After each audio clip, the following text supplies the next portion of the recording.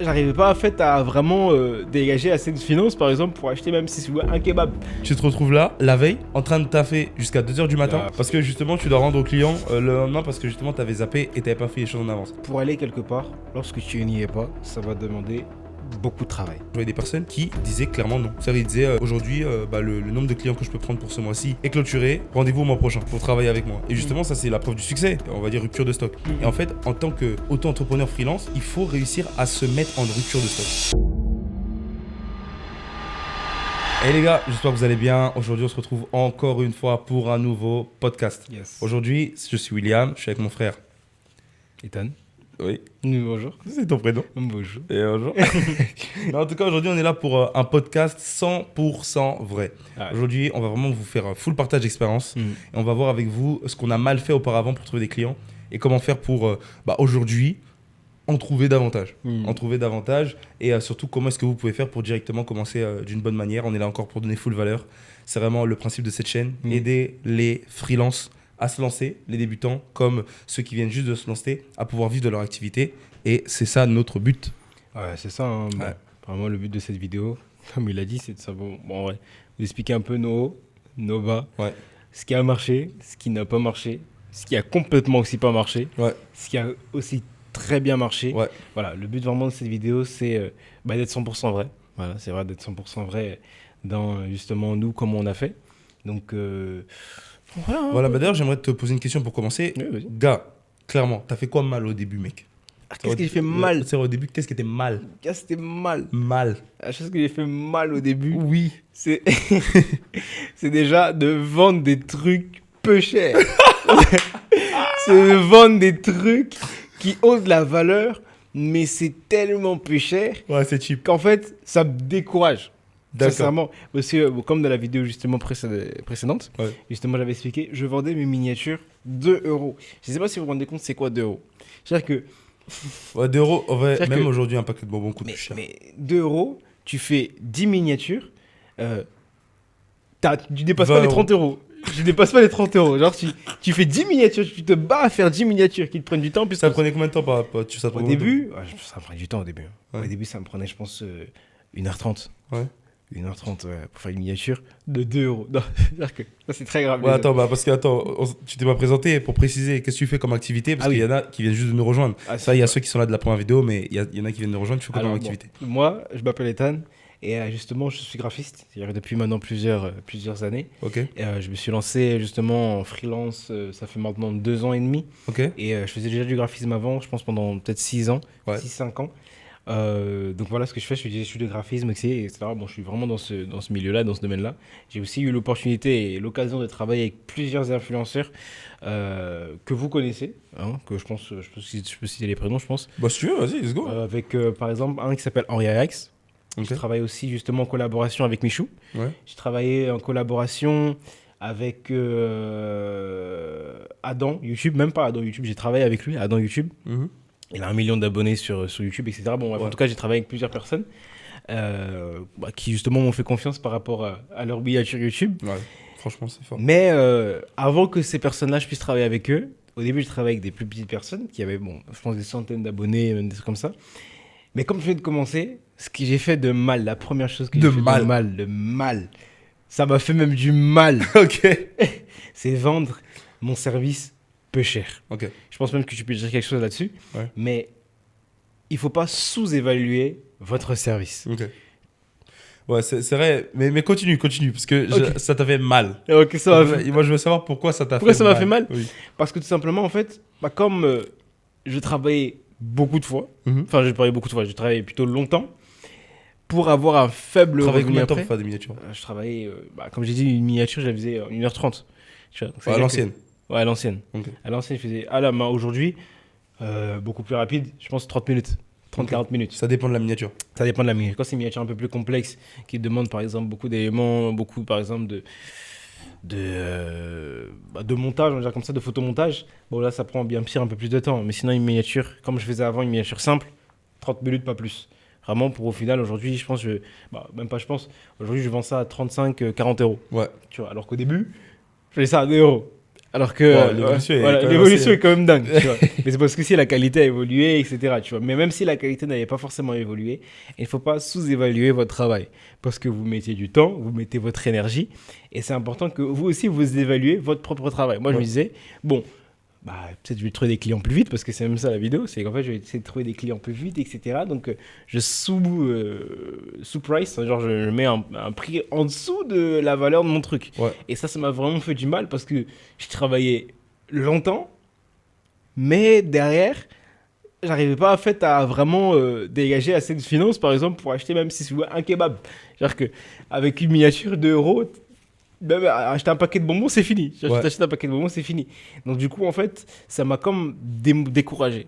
Parce que je me disais, ouais, mais le truc, c'est que je fais ça, peut-être qu'il y a beaucoup de gens, etc. Mais plus je fais, plus je vois pas forcément de retour sur investissement que je fais dans les miniatures. Ok. Donc, en vrai, ça sert à quoi que je continue? Parce que j'ai la peur que, en gros, si j'élève mon prix, bah, les clients que j'ai déjà, par exemple, partent. Ou des trucs comme ça. Et en fait, à cause de ça, ça me mettait dans une matrix de, en fait, je peux pas continuer. Je sais pas si vous comprenez. C'est pour ça que ça m'a fait beaucoup de mal. Ok, beaucoup de mal. Ouais, c'est vrai que ça m'a fait énormément de mal. Donc, ça, c'est des erreurs, déjà, faut pas faire. Ça, D'accord. c'est une erreur, faut pas faire, tu vois. Ouais, ça, bon, moi, pour un peu me présenter, expliquer mon parcours. Alors, moi, c'est William. Aujourd'hui, j'ai 21 ans. Ok. Voilà, freelance en montage, vidéo, motion design, freelance également. Bon, aujourd'hui, on fait plein de trucs, multi-casquettes. En fait, moi, personnellement, le problème que j'ai rencontré au tout début de mon expérience, c'est vraiment le fait d'être embrouillé et dispersé. T'es vraiment un gars dispersé. Quand je veux disperser, c'est dispersé. Donc, en fait, pourquoi disperser? Parce qu'en fait, j'ai testé plein de trucs. Moi, mon but, c'était de faire du business. Donc, en vérité, j'ai toujours eu la fibre entrepreneuriale, tout ça. Et moi, j'ai commencé par être intéressé par le e-commerce. Donc, aujourd'hui, dropshipping. Donc, e-commerce plus particulièrement sous la branche du dropshipping. Parce qu'en vrai, ce qu'on fait, c'est aussi de l'e-commerce en soi. Parce que c'est du commerce en ligne, mais de la vente de services. Donc, ouais, on va dire c'est un peu... Si on prend large, ok, c'est du commerce électronique, mais commerce de services. Donc maintenant, moi, c'est dropshipping vraiment pur. Et le dropshipping, j'ai testé, j'ai lancé des produits, j'ai fait des choses, j'ai pas encore réussi. Je suis pas en train de dire que ça ne fonctionne pas. Pour moi, ça fonctionne parce que j'ai fait des ventes. J'ai déjà fait des journées à plus de 300 euros, des journées à plus de 500 euros, des journées à plus de 700 euros. Mais pour moi, c'était pas le bon modèle parce que j'avais pas assez de fonds à mettre dedans. Et j'en ai perdu pas mal. Et aussi, à chaque fois, je devais faire des testings en attendant le mois d'après, le mois d'encore après. Et écoutez, effet boule de neige, ça fait que pendant un an, tu as fait des testings, tu as payé des formations, tu as fait des trucs sans avoir vraiment changé de vie financière. Et pour l'instant, mon compte épargne est vide parce que j'utilise tout mon argent pour les testings. Et c'était un gros problème. Donc, moi, j'ai un peu mis ça de côté. Maintenant, est-ce que je reprendrai plus tard? Je pense peut-être à voir si vraiment j'ai un gros budget à dépenser pour. Pourquoi pas, mais sinon, je pense que je resterai dans ce que je suis parce que justement, ça perce bien et je me satisfais bien, je suis à l'aise. Mais pour rentrer un petit peu plus dans le freelancing, moi, j'étais dispersé de sorte que, en fait, j'arrivais pas à faire mes choses à l'heure. J'étais beaucoup quelqu'un qui procrastinait, beaucoup dans la procrastination, le fait qu'il y a des clients qui me donnent une deadline de 2 semaines et j'attends d'être la veille pour faire le montage. En tant que freelance, on connaît tout ça. C'est-à-dire que le client, il te dit oui, vas-y, écoute, t'as 2 semaines. 2 semaines, j'ai besoin de ça mercredi dans 2 semaines. Et toi, tu te dis, j'ai le temps. Tu croises tes jambes, tout ça. Voilà, t'es tranquille. Le problème, c'est quoi? C'est qu'après, tu te retrouves là, la veille, en train de taffer jusqu'à 2h du matin. Parce que justement, tu dois rendre au client le lendemain parce que justement, tu avais zappé et tu n'avais pas fait les choses en avance. Donc ça, c'était mes plus grosses erreurs. Procrastiner, mettre du temps à faire le montage des clients. Aujourd'hui, plus efficace, franchement, il y en a, mais pas beaucoup. Parce que moi, aujourd'hui, je suis vraiment un bosseur, un fonceur. Le client, je lui dis un délai de 1 semaine. Le gars, il reçoit son truc en 2 jours. Mon gars, je suis devenu Amazon Prime. Donc, je peux dire que c'est vraiment très, très pertinent. Mais c'était ça mon problème. Et aussi, je pense un problème que j'ai rencontré, c'est le fait de trouver des clients, mais qui ne payent pas pour la valeur de ce que je produis. Ok, explique. Alors, ça, là, c'est très important. Je crois comprendre ce que tu dis, mais explique. En fait, il y a des gens, vous allez travailler avec eux, vous allez bosser avec eux, vous allez faire des trucs qui ont de la valeur, qui coûtent cher. Par exemple, je fais du motion design, un motion design qui coûte cher. Mais comme j'avais pas de prénom, comme j'avais pas de nom, et même par exemple là dans le domaine de YouTube, je suis pas encore bien lancé là-bas, même si je sais que je peux largement faire des vidéos, tourner, parce que quand même je suis youtubeur. En fait, comme tu n'as pas de nom et tu vas te lancer dans un domaine dans lequel tu n'existes pas avant, et ben les gens vont prendre ton service comme acquis et vont vouloir baisser le prix de ta prestation ou de ce que tu fais, tandis que ça vaut beaucoup plus que ce que tu vas leur offrir comme prix. Et moi, ça, c'était un gros problème parce que je faisais des montages qui pouvaient me prendre genre 5 heures, 3 heures, 4 heures, qui étaient payés 50 €. Je suis désolé. Pour la valeur de ce que je proposais, en plus, ça avait du 3D, du After Effects, pour ceux qui connaissent un peu le montage, c'était n'importe quoi. Non. Et ça a été une erreur de, comme tu as dit, baisser et brader mes prix au début. Moi, je pense que c'est la plus grande erreur qui, moi, personnellement, m'a touché. Parce que, vu qu'en fait, moi, je faisais des petits services, parce qu'en fait, faire des miniatures, c'est quand même un petit service. En fait, je me disais à chaque fois une chose. Je pense que je suis pas le seul, enfin, je n'étais pas le seul à me dire ça. Peut-être que des gens, même c'est sûr qu'il y a des gens qui regardent ces vidéos vont se dire ça. C'est que si je facture trop cher, il y aura beaucoup de personnes qui vont aller voir d'autres personnes qui sont moins chères. Sauf que vous devez vous dire quelque chose. Comment ? C'est que, en fait, vous avez quelque chose que les gens ont besoin. Ouais.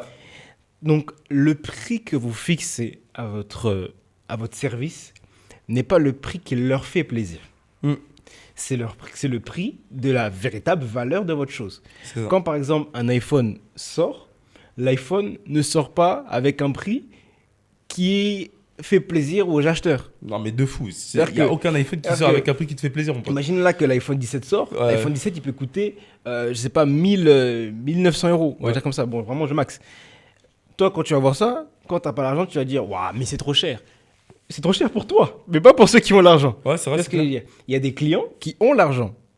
Mais il faut juste que tu connaisses la valeur de ton service. Ouais. Et lorsque tu connais la valeur de ton service, tu mets le prix en fonction de la valeur de ton service et pas en fonction de la valeur de la personne.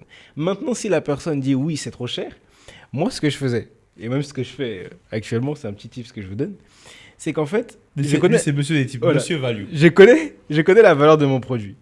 Imaginons que mon produit... Tu vas pas leur donner ce tips-là. Je leur donne pas ce tips-là. Attends, parce que là, tu donnes un tips qu'on donne qu'aux gens de Telegram, là. Je vais pas... je pense on parle pas du même chose. Ok, vas-y. Non, ça, il faut rejoindre le Telegram. Ok. Il y a un tips.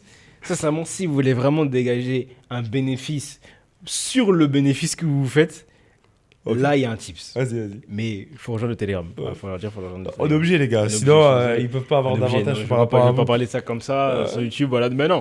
Bah non, vous aussi. Mais Telegram privé, rejoindre.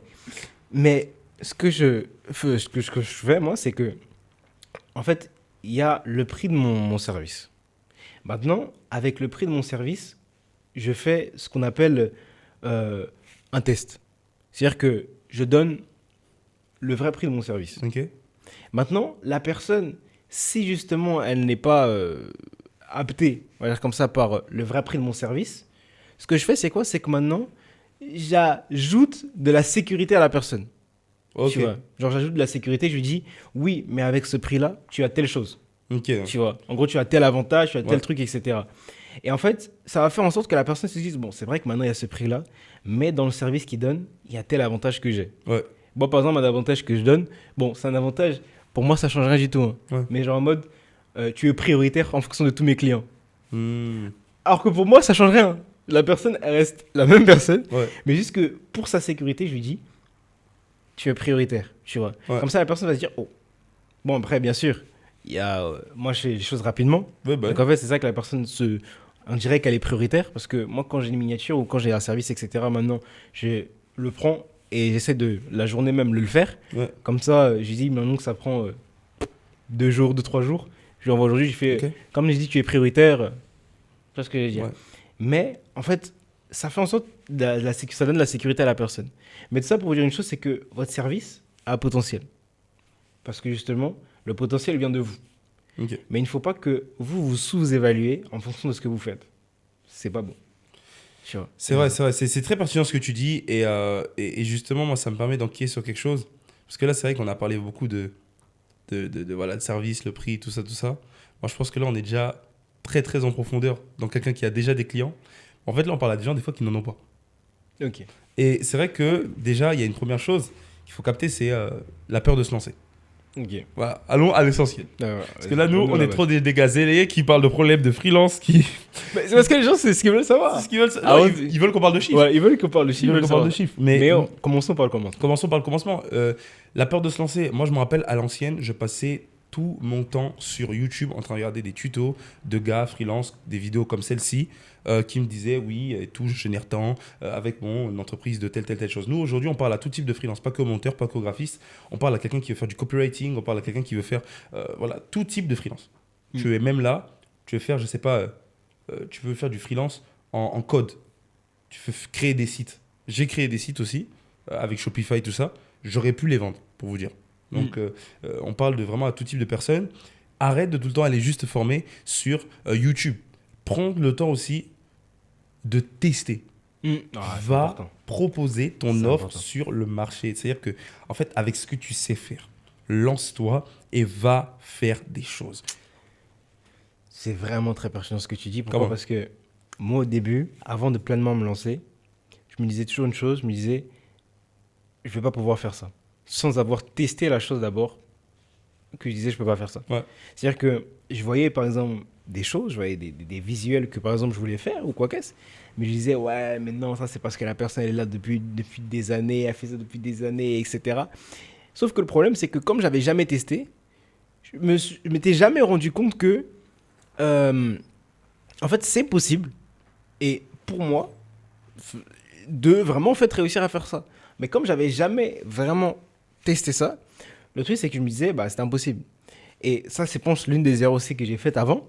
C'est qu'en fait, je me disais, quelque chose comme impossible de faire sans avoir testé d'abord de faire la chose. Ouais. Et je pense que ça, c'est quelque chose aussi qui limite beaucoup de Et personnes. du coup, au final, les clients, t'as fait quoi? T'es allé les chercher? Voilà, pile. Ouais. C'est que maintenant, bon, là, justement, moi, quand je me suis débridé de ça, je me Ouais. suis dit, bon, vas-y, moi, je vais faire. Et dès que j'ai commencé à faire, c'est là que j'ai commencé à me dire, ok, non, je suis capable. Ouais. Donc, si je suis capable, je peux le faire. C'est ça. Donc, je peux pleinement rentrer dedans, aller justement chercher des clients et leur dire que je suis capable de faire ça. C'est ça. Des fois, il y a un fake et on pense qu'il y a vraiment besoin d'un portfolio super compliqué, super détaillé, super tout ça. On a besoin de vraiment un portfolio trop compliqué. Pour moi, il n'y a pas besoin de portfolio. Il y a besoin d'avoir une offre claire et de la mettre clairement avec un message d'approche clair. C'est tout. Message d'approche clair, offre claire, une cible, tu l'as et boum, directement, tu as ton premier client. Vous savez, moi, j'aime bien être très pragmatique sur cette Pragmatique. chose-là. C'est être précis. Il y a quelque chose qui fonctionne. Si ça fonctionne pour lui, pourquoi ça ne fonctionnerait pas pour moi? Et des fois, on se dit, oui, mais on a moins de compétences. D'accord. Mais la personne ne cherche peut-être pas la plus haute compétence, elle cherche quelqu'un qui peut travailler avec lui. Donc, C'est vrai. si tu es la personne qui peut travailler avec la personne, c'est super. Tu n'es peut-être pas le meilleur community manager, mais en vrai, tu fais du community managing.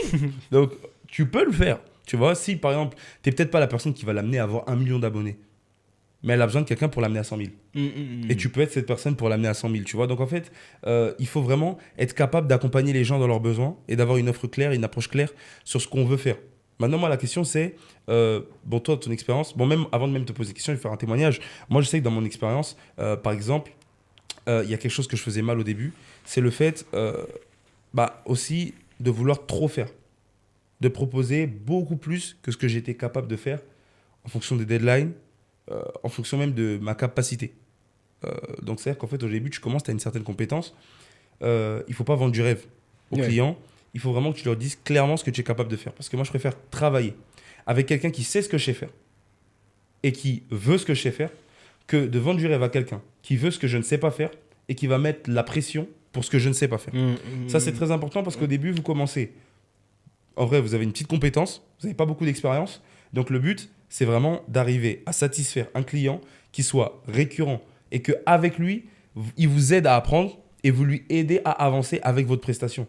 Moi, je pense que ça, c'est très important quand on débute. Pour parler personnellement et mon expérience personnelle par Ouais. rapport à ce que tu disais, c'est important justement de savoir ce que tu fais. Ouais. Pourquoi? Parce que en fait, tu peux te retrouver dans deux circonstances, dans deux Ok. situations. Ok. Dans la personne qui assure et évalue ce qu'elle fait. Ok. C'est-à-dire quand tu présentes quelque chose et au final, quand le client justement reçoit ton truc, il dit mais c'est pas ce que tu m'as montré. Ouais, Ou clairement. sinon, il y a la position de quelqu'un qui sous-évalue son truc. Ouais. Et quand il propose au client, il se dit, bon, je sais Ouais, pas en forcément... gros, je gagne rien et tu sais rien faire en fait. Voilà, pile. Tu Concrètement, vois ce que je veux dire. je sais En pas. fait, il faut exactement savoir Ouais, où est-ce que tu es. Ouais. Parce que lorsque tu sais où est-ce que tu es, tu sais qu'est-ce que tu peux proposer, Ouais. tu sais qu'est-ce que tu peux donner, et même aussi tu sais qu'est-ce que tu peux améliorer. ouais, C'est important. Moi, par exemple, c'est ça que je faisais, c'est que je faisais des miniatures, et vous allez peut-être me prendre pour un fou, mais pendant, je pense, 10 minutes, j'étais là comme ça en train de regarder ma miniature.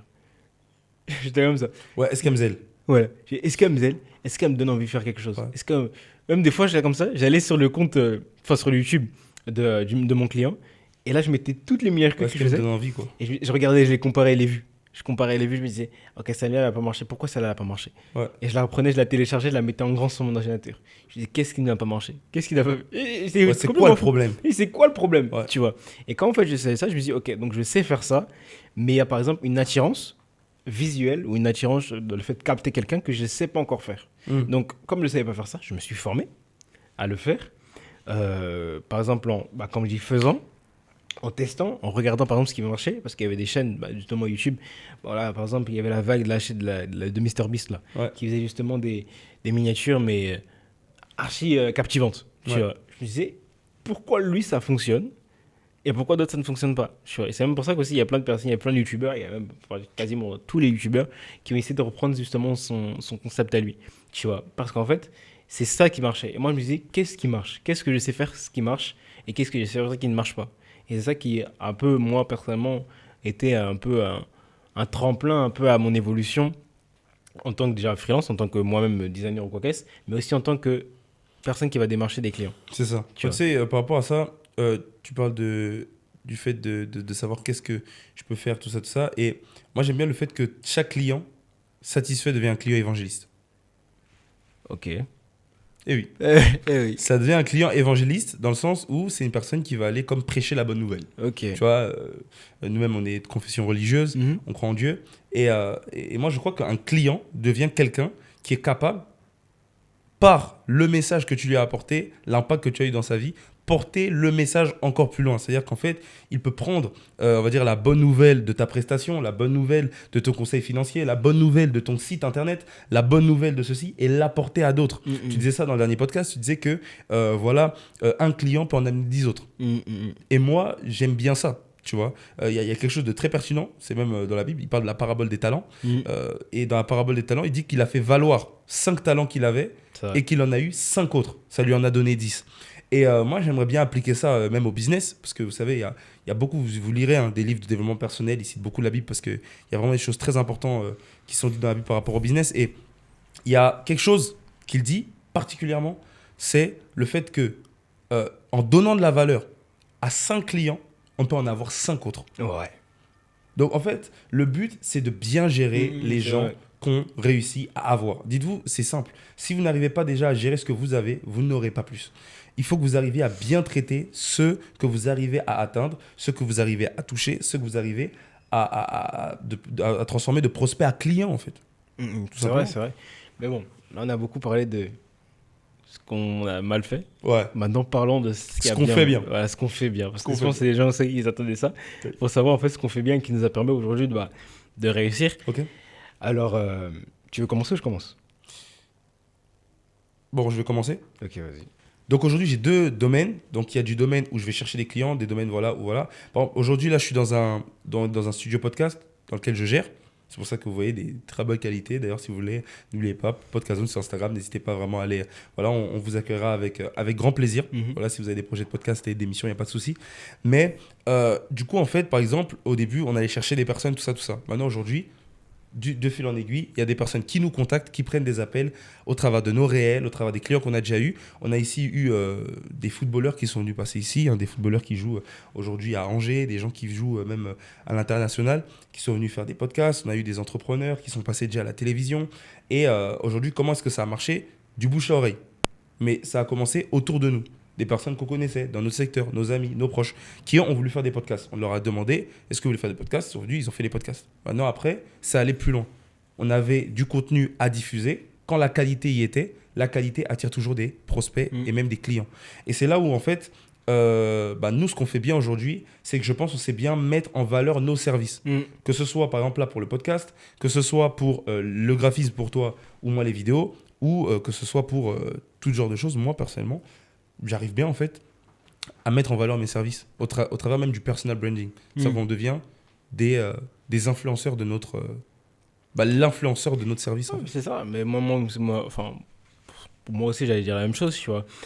Mais pour pas forcément répéter ce que tu vas dire, moi personnellement, la deuxième chose que je fais bien, je vais faire comme ça, la deuxième chose que j'ai bien fait, qui m'a permis de vraiment, on va dire comme ça, réussir, c'est qu'en fait, j'ai travaillé sur moi personnellement. C'est-à-dire que au-delà de seulement attendre que les choses se fassent, j'ai beaucoup travaillé. Et je pense que ça, c'est l'une des qualités et même des clés qu'en fait, les gens doivent connaître. C'est qu'en fait, pour aller quelque part, lorsque tu n'y es pas, ça va demander beaucoup de travail. Okay. Ça va demander de la détermination, ça va demander de la patience ou quoi qu'est-ce. Mais moi, je dis une chose, c'est que sincèrement, tous ceux qui ont réussi aujourd'hui, ils peuvent te témoigner d'une chose, que ce soit tous les footballeurs, que ce soit les sportifs, que ce soit les millionnaires d'aujourd'hui, ils vont tous te dire une chose, c'est qu'au début, ils ont beaucoup travaillé. Ouais. Et moi, personnellement, c'est l'une des choses que justement, je fais toujours. Il peut même vous témoigner. Des fois, je suis là comme ça le soir. C'est le sacrifice. Ouais. Voilà, des fois, je suis là comme ça le soir, je réfléchis sur, par exemple, une idée de business que je peux faire, etc. Ou même, par exemple, sur les trucs que j'ai déjà. Je me dis, qu'est-ce que je peux faire qui peut faire en sorte que mon service soit mieux, soit meilleur, tu vois, soit mieux vendu, soit plus attirant, etc. Qu'est-ce que je peux mettre en avant? Qu'est-ce que même je peux travailler personnellement pour que, en fait, quand je fasse ça, d'autres personnes ne le fassent pas. Même j'analyse. Tu vois, en fait, c'est tout ce travail-là d'observation, on va dire comme ça, un peu remise en question, qui fait en sorte que ça réussisse bien. Tu vois, moi, c'est ça que j'ai fait, c'est que je me suis beaucoup remis en question. Bon, pas mauvaisement, c'est-à-dire que je suis nul. Non, pas du tout. Quand j'ai remis en question, c'est-à-dire que j'ai pris mon truc, j'ai fait OK. C'est vrai que peut-être même ça a bien marché. Pourquoi j'arrive pas à générer tel chiffre? Pourquoi j'arrive pas à aller à tel endroit? Pourquoi est-ce que tel client n'a pas été satisfait? Pourquoi tel a arrêté de travailler avec moi? C'est toutes ces questions-là qui vont vous pousser à réussir. C'est ça. Je vous promets que c'est toutes ces questions-là, toutes les questions comme ça, là, ça va vous pousser en fait à connaître. Et lorsque vous connaissez, plus personne ne peut vous mentir. Moi, personnellement, c'est ça que je sais, c'est que à partir du moment où je connais la vérité d'une chose, c'est fini, on peut plus mentir. On peut plus mentir. Et tu sais, il y a le principe du oui et du non. Et ça, c'est un principe également pour réussir et qu'on a dû utiliser, je pense comme toi, comme moi. Le oui et le non, c'est pour plus être déséquilibré dans sa vie de freelance, parce que des fois, on se demande, oui, c'est quoi la charge de travail? La charge émotionnelle? Est-ce que des fois, vous n'êtes pas débordé? Parce que vous faites des prestations. En gros, si tu ne travailles plus, tu ne gagnes plus. Ouais, mais il y a le oui et le non. Le oui et le non, c'est savoir se dire oui, savoir se dire non, savoir dire oui, savoir dire non. En gros, se dire oui, se dire non, ça veut dire que par exemple, on est lundi, oui, je dois faire tel montage, tel presta, telle chose. Non, je ne peux pas faire, je ne peux pas regarder tel film, je ne peux pas aller voir tel ami. Et le oui ou le non, il y a un client qui veut venir, si par exemple tu vois que tu es surchargé, tu peux lui dire non. Tu peux lui dire non. Moi, je sais qu'à l'ancienne, je voyais aussi des personnes, quand je cherchais un petit peu à me référencer par rapport au montage, je voyais des personnes qui disaient clairement non. C'est-à-dire, ils disaient aujourd'hui, le nombre de clients que je peux prendre pour ce mois-ci est clôturé. Rendez-vous au mois prochain pour travailler avec moi. Et justement, ça, c'est la preuve du succès. C'est, on va dire, rupture de stock. Et en fait, en tant qu'auto-entrepreneur freelance, il faut réussir à se mettre en rupture de stock. Ça, il faut arriver à un point où, en fait, tu as tellement eu de clients satisfaits avec qui tu travailles que, pour scaler, tu vas devoir faire autre chose. Et ça, on en parle justement sur Telegram, comment faire en sorte que, après avoir dépassé un certain nombre de revenus et un certain nombre, on va dire un plafond en termes de freelance, comment faire pour gagner encore plus d'argent et comment faire pour générer encore plus de revenus. Parce que nous, aujourd'hui, justement, c'est ce qu'on est en train de faire avec Ethan, qui est aussi mon associé, du coup. C'est mon frère, mon associé. Mais on est en train de faire ça, en train d'aller scaler nos business et de faire en sorte qu'aujourd'hui, on puisse générer des chiffres qui vont atteindre les 5 chiffres par mois. Donc des 10 000 euros par mois de chiffre d'affaires. On va essayer d'aller dans les 15 000 et 20 000 euros par mois de chiffre d'affaires en ayant commencé en étant freelance. Mais vous imaginez bien qu'une fois que tu atteins les 20 000 euros de chiffre d'affaires par mois, on va devoir passer en une entreprise un peu plus structurée. Mais en tout cas, dites-vous, moi j'ai 21 ans. Aujourd'hui, lui, tu en es 20. Il en a 20. Et on est en train d'aller là-bas. Je vous dis, d'ici un an, nous, notre objectif, c'est déjà de pouvoir générer ne serait-ce que 100 000 euros de chiffre d'affaires, on va dire annuel, à deux. Et ensuite, après, d'ici 5 ans, on vise déjà les 1 million de chiffre d'affaires, voire même dépasser. Donc, en fait, c'est pour vous dire que c'est possible, mais il faut commencer quelque part. Et ça commence par, justement, gérer ça. Bon, en tout cas, nous, dans cette vidéo, on a essayé de vous donner un peu de valeur. Voilà. On avait prévu de faire une vidéo comme ça où on vous expliquait quelques petits tips. Mais si vous voulez en savoir plus, on a un Telegram. Il faut rejoindre le Telegram. Vas-y, on parle un Parce peu du que Telegram. Le Telegram, moi personnellement, j'essaie, moi, c'est comme je dis personnellement, ce qu'on peut réellement vous apporter. Ouais. C'est-à-dire qu'il y a des choses que je sais, que j'ai envie de vous dire, mais je ne peux pas vous le dire au grand public. Ouais. Je serais obligé de vous le dire dans le Telegram privé. Voilà, et là, vous demanderez pourquoi. Bah, c'est parce qu'en fait, il y a des personnes qui ne sont pas vraiment motivées. Et Voilà. on veut donner aux personnes les plus motivées. C'est-à-dire des gens Exactement. avec qui on va voir une motivation, une détermination appliquée, les conseils qu'on donne. Voilà, c'est ça. Ouais. C'est sincèrement quand vous êtes motivé et qu'on vous donne de la vraie valeur, c'est obligé de marcher. Ouais. C'est pour ça que ça vous coûte rien de rejoindre justement le Telegram parce que c'est pas payant ou quoi, c'est totalement gratuit. Mais c'est là-bas où en fait où vous dira réellement quoi faire en tant que freelance. Par exemple, la vidéo portait justement sur le fait de comment justement avoir des clients. Enfin, quelles sont les erreurs et quelles sont les erreurs à ne pas faire, etc. pour trouver par exemple des clients un peu plus rapidement. Ouais. Là-bas, on vous dira exactement qu'est-ce qu'il faut faire maintenant quand justement il Ça, n'y a on pas de donne des clients. étapes, il y a des témoignages clients. Voilà, pile. Témoignages Voilà. aussi des personnes qu'on accompagne. Ça, c'est vraiment important. Ouais. Mais juste, voilà, c'est ça en fait qu'on va vous dire, c'est vraiment qu'est-ce que vous devez faire concrètement pour bien réussir. Ouais. Pour justement avoir des clients, pour générer des revenus, pour justement gérer vos commandes, pour justement gérer votre emploi du temps. Bref, en tout cas, tout ça, ça va être dans le terrain privé, donc je vous conseille vraiment de le rejoindre, c'est en description. Moi, sincèrement, je vous invite parce que je sais que vous allez réussir, et même vous pouvez réussir. Il faut juste que vous soyez bien aidé, bien accompagné, et c'est réellement ce qu'on a envie de vous faire, vous aider dans cet accompagnement-là. C'est ça, et franchement, vous verrez que là-bas, en fait, on propose aussi quelque chose. Et plus tard, on proposera ça. Je pense, on en dira plus sur Telegram, mais on propose un accompagnement en 90 jours pour tout simplement pouvoir générer déjà, après ces 90 jours, déjà 1000 euros de chiffre d'affaires par mois. C'est quelque chose vraiment qui va vous aider. Et nous, on l'a fait. Toi, je pense, les 1000 euros, tu les as dépassés peut-être en 2 mois. Ouais, Un peu plus 4 mois peut-être. Plus 4 mois. 4 mois, ouais. Donc 4 mois, moi je sais que les 1000 euros, dès le premier mois, j'étais déjà à 1000 euros de chiffre d'affaires, tu vois. Donc c'est quelque chose qui vraiment peut se faire. Donc je dis bien chiffre d'affaires parce qu'après il y a l'URSSAF, il y a les tout ça. Mais dès le premier mois où je me suis lancé en freelance, j'ai ouvert mon entreprise, j'étais déjà à 1000 euros de chiffre d'affaires. Donc c'est quelque chose qui est littéralement faisable et qu'on peut faire tranquillement. Aujourd'hui, il y a quelqu'un que j'ai accompagné qui a dépassé les 2000 euros de chiffre d'affaires mensuel. Et moi, franchement, c'est une grande fierté pour moi. Et il y en a aussi beaucoup plus que justement on aimerait aider à cette réalisation. Et c'est pour ça qu'on vous invite à rejoindre le Telegram. En tout cas, nous, c'est Start on Free pour que ton projet freelance prenne vie. On est là pour vous aider. Et on vous dit à la prochaine dans une prochaine vidéo. J'étais avec mon bro Ethan. C'était William. Bye bye. Ouais.